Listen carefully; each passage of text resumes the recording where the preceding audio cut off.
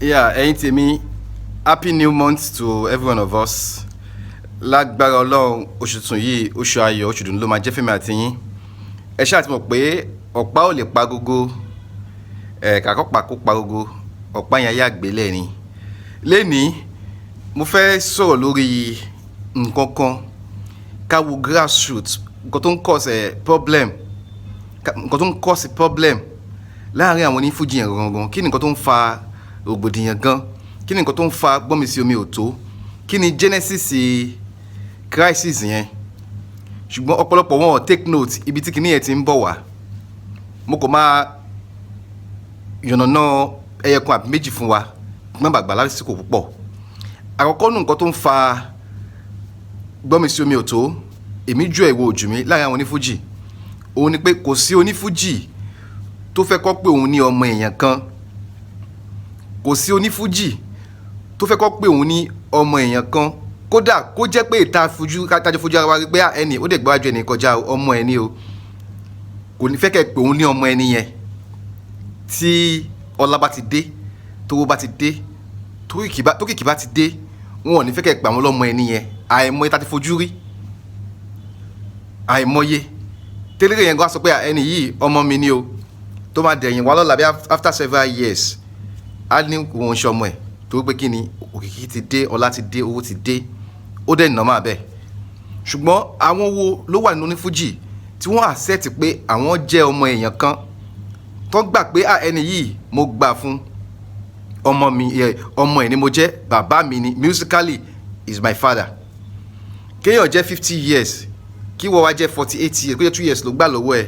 Tẹ́ bá jọ ń pe yín bàbá sọmọ, bàbá ẹ̀ ni musically mi ló lè bí ẹ lọ́mọ.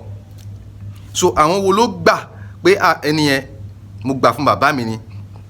Àkọ́kọ́ nu wọn, King Wasiu Ayinde Marshal, K1 the ultimate. Wọ́n gbà fún Dr. Sikiru Ayinde Barrister pé bàbá àwọn ni Barrister. Lójú ayé Barrister, K1 gbà fún Barrister pé bàbá àwọn ni. Lẹ́yìn tí Barrister tí wọ́n papòdà tán, K1 àtúnṣe ń gbà fún Barrister pé Barrister bàbá àwọn ni, wọn kì í ṣe ọ̀gá àwọn. Instead K1 máa sọ pé Barrister ọ̀gá àwọn, wọ́n ní bàbá àwọn ni. Àwọn ló kọ́ ipò ló kọ́yọ̀ sáwọn lẹ́nu musically. K1 gbà fún Barrister. Ẹ lọ ṣe findings yín. Èkejì nínú àwọn tó gbà pé òun jẹ́ ẹni bàbá òun ni òun gbà fún pé bàbá òun ni musically, Alhaji Wasiu Alabi Pasuma. Wọ́n gbà fún K1 the ultimate. Wọ́n gbà fún K1 the ultimate pé K1 the ultimate bàbá mi ni mo gbà fún. Kí wọ́n máa sọ pé Pasuma ọmọ mi. Pasuma máa sọ pé bàbá Tuale, bàbá àgbàlagbà. Orí ìdọ̀bálẹ̀ Pasuma máa ń wà always fún K1. Tó pé wọ́n gbà tọkọtọkọ pé K1 bàbá ló jẹ́ fáwọn. Bí K1 náà ṣe gbà fún Barrister pé Barrister bàbá náà jẹ́ fáwọn.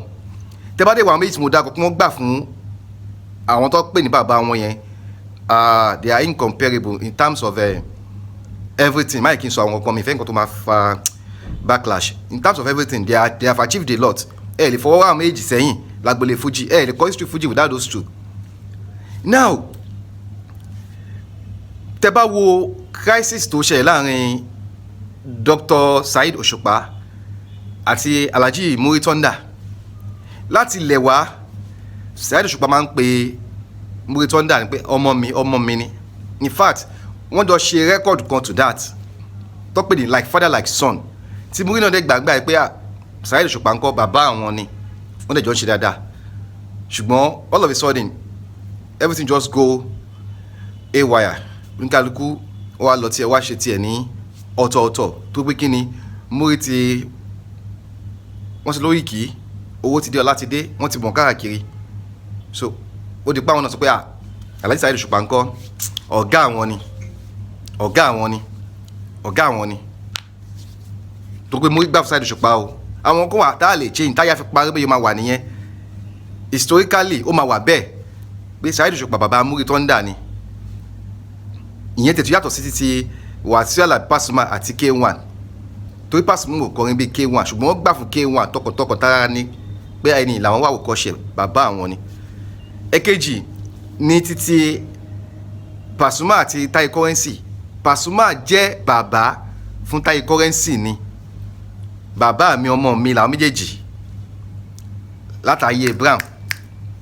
Ìyẹn náà ò lè ṣe yí padà tàyà fi parẹ́. Historically tó bá ń kọ history music ó máa wà ń bẹ̀ pé Taye Currency ọmọ ló jẹ́ fún Paso a lè parẹ́ dèní Taye Currency gọ́ṣin sọ pé ọmọ làwọn jẹ́ fún Paso àti wọ́n máa yí padà lọ́la kò lè ṣe yí padà kọ́ yóò fẹ́nu yí padà gan lójú àwọn fans lójú àwọn Fuji lovers tó mọ̀ nípa Fuji dáadáa kò lè ṣe yí padà tó wọ́n máa kọ anything nípa Fuji ọmọ máa kọ pé Taye Currency ọmọ Paso ni Muri Thunder ọmọ Saheed Òṣùpá ẹ̀yin tí Muri Thunder má fi ṣèbínú o mi wá àtàkì wọn o mo kàn ń ṣe analysis ní ọ̀rọ̀ mi ló gba ibẹ̀ a lè lérò tọ̀rọ̀ ká má sọ so nǹkan tó máa sábà dájà lẹ́ nìyẹn kò sí eléré tó fẹ́ kọ́ sọ pé òun ọmọ onífújì kan ó máa ń bí wọn nínú tó bá ti achieve wọn kì í fẹ́ gbọ́ ìkànnì yẹn nínú ẹ̀ tó bá tún di ọjọ́ mi ọjọ́ rẹ màá tún mú nǹkan míì tó tún máa sábà dájà lẹ̀ láàrin àwọn onífújì wà fún yín yàtọ̀ sí ènì gbọ́n bàgbà lásìkò tó pọ̀ orúkọ ibẹ̀ tí ìpadà mi ọmọ yín olólùfẹ́ yín náà ni Olúayé I love you all blessed new month for every one of us nínú oṣù tuntun yìí àríṣe àlọ́lá ọ̀nà wá ṣí ọ̀nà wá là ó dàbọ̀.